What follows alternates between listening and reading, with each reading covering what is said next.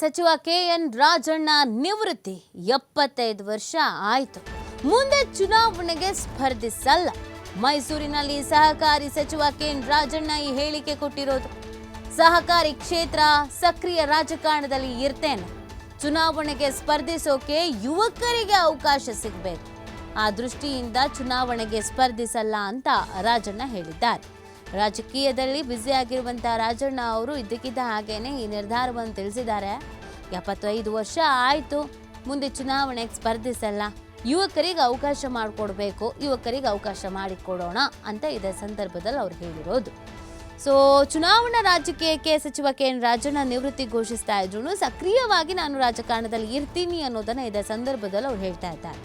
ಸಹಕಾರ ಇಲಾಖೆ ಮತ್ತು ಸಕ್ರಿಯ ರಾಜಕಾರಣದಲ್ಲಿ ನಾನು ಭಾಗ್ಯ ಆಗ್ತೀನಿ, ಆದರೆ ಈ ಚುನಾವಣೆಯಲ್ಲಿ ಮಾತ್ರ ಭಾಗ್ಯ ಆಗೋದಿಲ್ಲ. ಸಹಕಾರಿ ಕ್ಷೇತ್ರದಲ್ಲೂ ಸಕ್ರಿಯನಾಗಿರ್ತೇನೆ ಅನ್ನೋದನ್ನು ತಿಳಿಸಿದ್ದಾರೆ. ಯಾಕೆ ಸಡನ್ ಆಗಿ ಈ ಡಿಸಿಷನ್ ಅಂತ ಅಂದಿದ್ದಕ್ಕೆ ಯುವಕರಿಗೆ ಅವಕಾಶ ಮಾಡಿಕೊಡೋದಕ್ಕೆ ಅಂತ ತಿಳಿಸಿದ್ದಾರೆ.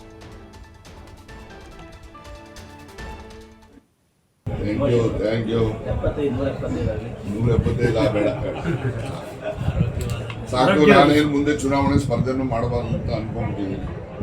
ಯಾಕೆಂದರೆ ಮುಂದೆ ಇದರಲ್ಲಿ ಹೊಸ ಯಂಗ್ಸ್ಟರ್ಸ್ ಬರಲಿ.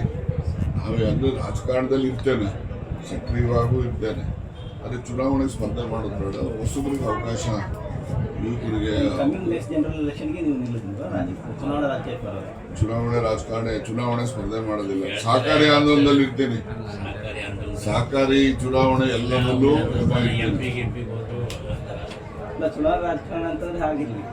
ನಾನು ಸಹಕಾರಿ ಚುನಾವಣೆಗಳು ಮಾಡ್ತೀನಿ.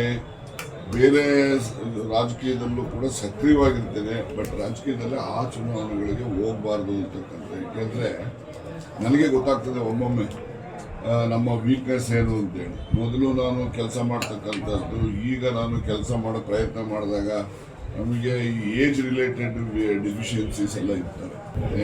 ಥ್ಯಾಂಕ್ ಯು 175 ಬೇಡ.